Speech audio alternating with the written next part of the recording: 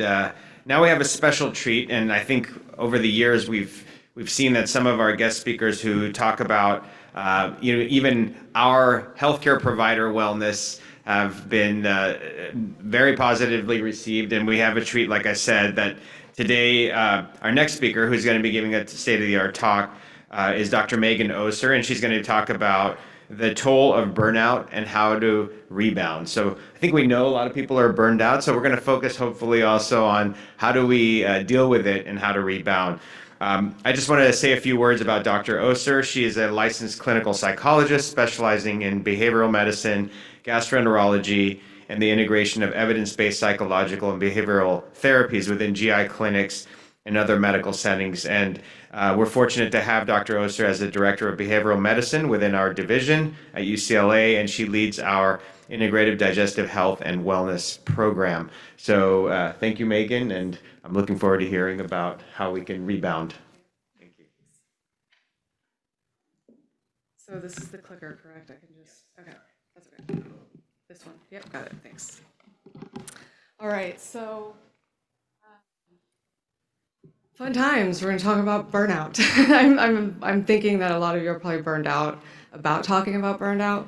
I was also looking at the schedule, and it's like we're 3 hours into this conference. It's before lunch, and we're talking about the heavy toll of burnout on healthcare. So just hang in there with me. And I don't, in terms of the title, I was actually thinking about this title in a. I'm not a huge fan of the end of it, what I came up with, how to rebound. I think it's better to think about it as how to recover, because it's a long process and it does take a bit of a toll. So I'll get started. I also have my notes here because I didn't upload the right slides with my notes. So I will need to go through these to make sure I don't miss anything very pertinent. So I have no relevant financial disclosures. In terms of the objectives, we're going to go through 4 different major points of the talk. The first is just to describe the hallmark characteristics of burnout. What does it look like in healthcare providers? What does it look like in physicians? What does it look like in psychologists? What does it look like in gastroenterologists and different types of gastroenterologists? And the gold standard for sort of defining what that is. I'll talk about the common organizational and individual factors contributing to burnout, and the implications of this rapidly escalating rate in burnout. It's rapidly escalating right now, which is scary to say the least, among all healthcare providers. And then I'll provide an overview of evidence-based approaches and strategies to manage burnout. So we do have evidence-based things that have shown to be effective, and they're accessible. And I'll provide you with a list of resources at the end too that you can utilize. Okay, so what do we mean by burnout? How do we define it? I think it's a very misunderstood word and concept, especially in our field. It doesn't mean you're just stressed out. It doesn't mean you're just tired. It doesn't mean depression. It's something very different. So burnout is a response to prolonged exposure to chronic work-related stress when there's no time to recover from it. Okay. It results from this kind of imbalance, right, or mismatch between all the demands of our jobs, all the demands of the profession, and then the limited resources or a lot of constraints and resources in our world in place to meet them. So it's characterized by, these are like the 3 dimensions, kind of the gold standard, the way we define it. It's the dimensions, well, what you would see, right, are emotional exhaustion or energy depletion. So, and this has to be going on for quite a while. It's not just, oh, I had a bad month. It's something a little bit different. This can look like fatigue, both physical fatigue, physical exhaustion, and also emotional exhaustion. Sleep disturbance is probably one of the biggest flags for burnout among us. So, and this can go either way. Like you're really tired after work, you just want to go to bed every day. Or you have insomnia. So this is one thing I always say to flag for people is to look for signs of just sleep disturbance over time. Oops, let me go back here. There we go. And then depersonalization, right? So this is a sense of like psychological detachment, or you're kind of removed from your work. You're not into it anymore. You have apathy about your patients, some cynicism, is anything ever going to get better? Maybe excessive sarcasm about everything not getting better, and like I said, apathy, and then also some irritability. You might notice that you're like more irritable with like staff, trainees, and colleagues as well. And then the last one, sorry about that. The last one there is a sense of low personal accomplishment or low professional efficacy. So again, feeling like what you're doing is not helping patient outcomes. That's how you see it with us. And there's some interesting data with this one among like physicians and healthcare providers and academic settings going up for promotion. So we see an association of when you kind of light up on this low personal accomplishment, sense of professional efficacy. Data also shows a much slower track to promotion among physicians as well. So word of caution, the first part of this talk is dire. Just hang in there with me. It gets better. There is a light at the end of the tunnel. So before the COVID pandemic, burnout was already alarmingly high, as you know. This is some of the data. You've probably seen this before. 40% of nurses, 38% of physicians are reporting burnout symptoms. But after the pandemic, it's only accelerated since. So the percentage jumps up to half of nurses and 63% of physicians. This is a general survey of all physicians, not just gastroenterologists. Three out of every five of you all in here, right, might be experiencing burnout. This is an incredibly sad and difficult kind of rate to be in right now. So what about among you all gastroenterologists? What do you think? So it's interesting, the numbers before the pandemic aren't too radically different than the numbers after the pandemic, but it's about half. So right now, there are two major studies that came out from the ACG and the AGA. About half of all gastroenterologists are reporting symptoms of burnout. I think prior to the pandemic, it was something like 45%, 44%. So not a huge jump, but still it's increasing, so we have to watch that trend. And then this is what one of these studies found, just in terms of how it breaks down. So most gastroenterologists are suffering from emotional exhaustion. And it's interesting data. I think this is a difference between gastroenterologists and other physicians, is that the low personal accomplishment is not necessarily something that people are endorsing quite as much as other healthcare providers. So does burnout increase or decrease with age among gastroenterologists? This has stayed the same pre and post pandemic. Age is inversely related to burnout over time, or with increasing age. So what we see is younger gastroenterologists are experiencing higher rates of burnout. This is trainees and early career. And just think about, fellows and trainees right now that are coming out and kind of launching their career during this unprecedented time that we were just all in. They're probably pretty weary. And so I want you to keep that in mind, keep it top of mind as you're working with them, because they were already experiencing more burnout before.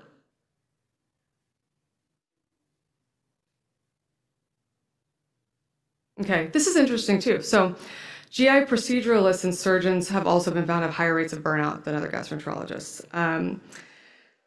They have, on the positive side, they do have higher rates of, again, of this personal efficacy, professional efficacy. They feel efficacious and effective at their job, but they have very high rates of exhaustion and fatigue due to the complexities of the care and the cases that they're taking care of. Okay, so research shows that there are these consistent set of factors. It's been done for decades. They're lumped in to individual factors and then organizational or healthcare system factors in our world. So which ones are these that consistently contribute to burnout among healthcare? I want to do a caveat first because I am emphasizing organizational healthcare system factors that are contributing to burnout. So my caveat as a psychologist, I think it's really important for me to point this out is, with the individual factors, with a person or a physician or, a nurse, anybody that is experiencing burnout, there has been this in the past, this tendency to, for them to take responsibility of it on their own, like go get resilience training, go do kind of a wellness class, those kinds of things. And that's only going to go so far in the system that we're in right now. And so, burnout, I don't believe is an individual physician issue at all. I think it's a system issue. And so I'm going to spend the majority of the time talking about that and what you can do to kind of leverage some of that. So on the organizational factor side, the first one that we see is a loss of autonomy, of physician autonomy. So this is like decreased control, right, of your workflow or scheduling or call schedule, things like that, limited autonomy and decision making. So as that's decreasing over time, it actually, it correlates with higher burnout. The next one is heavier workloads. So Excessive clinical workloads, right? There's increasingly complex patient populations. This is something that has changed after the pandemic. So all of us are now seeing patients that are in more distress. They have higher medical and mental health comorbidities because of the pandemic, and there's a backlog. So what does that do to this for us? It was already high, and now it's getting more kind of, there's more pressure and more complex cases. There's all the challenging EMR systems that we deal with, and then there's this increased, administrative burden. So in terms of doing, workarounds around all of our system, all of the charting, the prior authorizations, dealing with insurance, all of that stuff that you all do all the time, that's kind of in the background and unaccounted for, and it can really bleed into your work, life balance. So the next one is breakdown of professional support. So when this starts happening, this is also a major organizational factor that contributes to burnout significantly. So the more kind of isolated, the more limits on the collaboration, especially face-to-face time with colleagues, whether it's staff or your colleagues. Loss of support from colleagues is also associated with higher burnout. And then ineffective leadership, right? The leadership that maintains the status quo, that continues to kind of perpetuate the other organizational factors. When I say leadership, I mean clinical leadership, but also operational, administrative, like hospital healthcare leadership as well.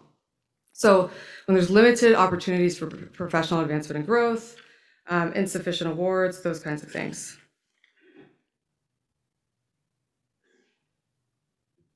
Okay, now briefly, I am going to touch on personal factors, but just to kind of give it justice so but I don't think this is not worth pursuing at this time. I think it's much more of a system issue. So doctors, you all tend to be very high achievers, very resilient, very self-reliant, driven, kind of type A, with a lot of empathy and really wanting to do the best for your patients, right? So you mix that in with a healthcare system that's constraining you to do like 15, 20-minute visits if you're on the outpatient side, doing all these other things, and it's just the optimal context or soup for burnout to happen. That's why I like to not really go on to the individual kind of factors here. But that said, some of the personality factors I want to talk about. So high self-criticism, perfectionism, or a pattern of overcommitment have been consistently shown to contribute to burnout at the individual level.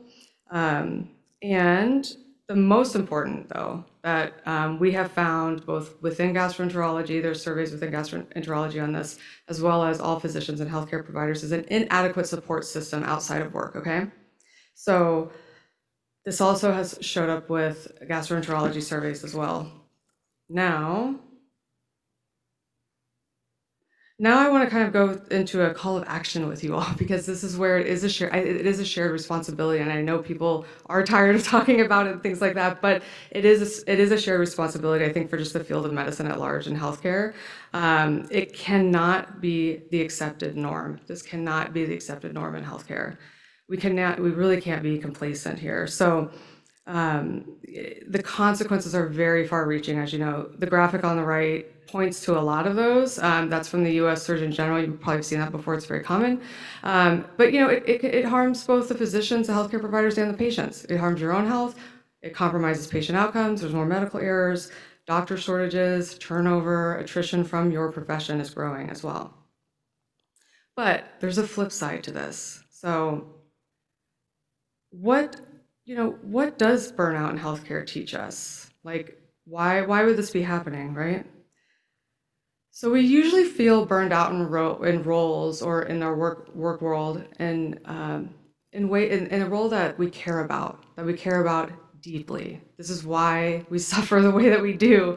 So this is the flip side, that we deeply care about our work. If we didn't deeply care about our work, or you did at one time, right? You did at one time, then you wouldn't have this experience that we're having, right? And these conundrums that we're in.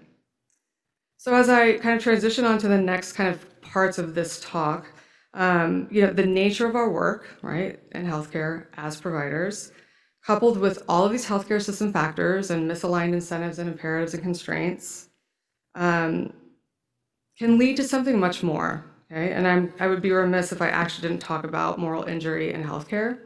So it's not uncommon to feel trapped between doing right by your patients and the constraints of the system, like we just talked about, right? This has probably happened to every single person in the room. It can be something as what seems as simple as, oh, I can't get my patient's insurance coverage to approve this procedure that they so desperately need, right?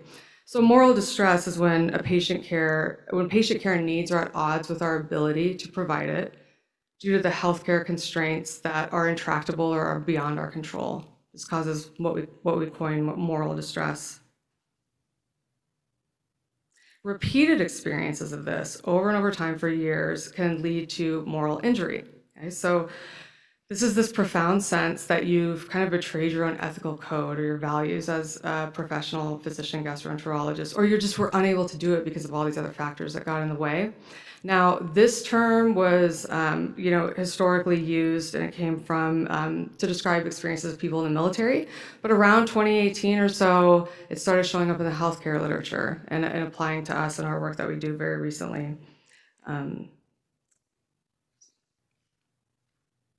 so I just wanted to put this graph up here because burnout and moral injury are not the same. They overlap, they're not the same, but the burnout can lead to moral injury, as you can see. So this is just a model that was pulled from a recent 2022 article that I cited here as a paradigm for what could happen. So I already talked through this lived experience that we have in the healthcare system, right? All the hours, the administrative burdens, and then you have, the burnout factors that are happening. Okay, and then you have the kind of the moral injury can be, contributed to at different levels here. So it is more corrosive than burnout. I want to point that out. It's much more corrosive, and that this is kind of why this call to action is happening here in terms of helping at the sort of organizational system level. So moving on from burnout is possible even for the professionally flammable. I wish I made that up, but I didn't. This is from a psychologist in New Zealand, I believe, who talked about this, like the professionally flammable. That's what I feel like we are in this healthcare system. That it's set up right to be this way. So thankfully, there are strategies that individuals and organizations can utilize, which I'll go into. So in terms of protective factors, right? Again, lots of studies have been done on this. So what are the critical ingredients? What protects us from burnout? Supportive colleagues, some control over the decisions and workload, appreciation or some kind of meaningful recognition for your work, having an experience that your workplace is fair and equitable to you and your patients that you're treating, and then finding meaning in your work, and that's the most important. So the last bullet here. This is kind of the antidote, I would say, to the individual level of burnout. So one way you can start doing this is just think about, for you right now, just kind of recall, what were your proudest moments as a gastroenterologist, right? What was your day-to-day like when you felt like you were your best version of yourself at work? What were you doing? What were the patients like? Those kinds of things. Who were you surrounded by? What was the culture? So recall those kinds of moments. Like, what was it like? When were you excited? When did you really feel helpful? And have a really, really meaningful impact on patients. And what did you find kind of deeply fulfilling? These kinds of things can help clarify and just get you back in touch. It's not going to feel good yet, but it's going to get you back in touch with, reconnect to that professional fulfillment. And then some actionable steps you can take now, right now. These are different than I think what you would see in any of the literature out there or sort of other classes that you may have taken. But what I want you to do, just check in with yourself and observe how you may be inadvertently reinforcing burnout in your clinical practice setting, like accidentally or subtly, right? So notice any comments you may be making to colleagues, staff, trainees on the side, or kind of attitudes that you bring into the setting that you may be portraying to your staff colleagues. So if you notice this kind of knee-jerk reaction when others around you are talking about they might feel burned out or overwhelmed, or they want to set boundaries, for example, or you're seeing that you want them to take more patients and they're not taking those kinds of things, just practice a quick perspective taking. This is, just look, this isn't just a work transaction, right, with this other person. You can kind of look at them as they are people as a whole, right? So when you kind of start getting cut off from them, just kind of zoom out and think about it that way and take a little bit of perspective, like they may be suffering in some other way that you are unaware of. And then the last piece here is something you also can do right away when you notice it. So you can intentionally reinforce the efforts from anybody in your workplace that help to address burnout. It doesn't have to be personally applicable to you at all. It can be any effort. We want to reinforce more of these efforts happening in healthcare, especially at the organizational level. So just say, hey, I noticed that you did this thing. You asked this question. I know it didn't go anywhere, but thank you so much for doing that. I mean, it means a lot, right? So, and then, even like I said, even one brief gesture, one brief remark. It doesn't have to be it doesn't have to be an email. Anything can really matter. I've heard this from many, many, many people. So I encourage you, try this out like next week in your practice and see what happens. See if you can find one thing that happens where you notice somebody's trying to help with kind of a burnout level issue or a system issue, decreasing your workload, decreasing your administrative burdens. Anytime there's efforts around that, we want to reinforce it and see what happens. Or you can, they can take on a challenge and try to do it, every week for the rest of the summer if you want, and just see what happens with it. And then the evidence-based interventions on the organizational level side, so at the healthcare system level, we know both types of strategies are effective. They can make meaningful impact on burnout, both individual and organizational. But this meta-analysis I cite here shows that they found that when you rely on the organizational strategies, interventions, and approaches, those resulted in larger successes in burnout. So you get bigger bang for your buck here anyway. So the first one is improved collaboration between administrators and providers. These two are often in silos, and they have kind of competing contingencies and sort of competing incentives. And so, administrators are working on keeping things afloat. You're working on patient care and best patient care and patient safety. So I think that talking to them, letting them know why your workflow needs to be changed is incredibly helpful. And then in terms of the leadership side, the leadership needs to create kind of what I call psychological safety for physicians. So this is like just so lines of communication can remain open, that communication can remain open from their team, from their colleagues to express their concerns, okay? And then leadership needs to model like healthy coping behaviors as well, and not really model this kind of immunity to burnout, not model this kind of stoicism that we see in medicine and in the culture of medicine, like doesn't happen to me, I'm gonna be poised and go through it. I think the more leadership can model, hey, I've been burned out, this is what I did, this is how I coped, the better it is gonna create a healthier culture for all of us.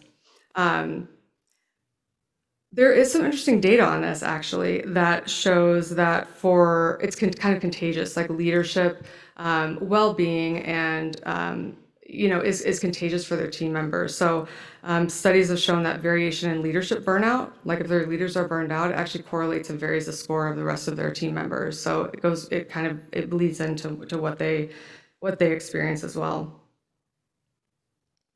And then I wanted to put this article here for you as well, because this is very specific to gastroenterology. So I like it because this is, it just gives very practical strategies to reduce burnout within gastroenterology practices. And I think I just want to call out the very final row there that says peer support and professional relationships, if you can't see it.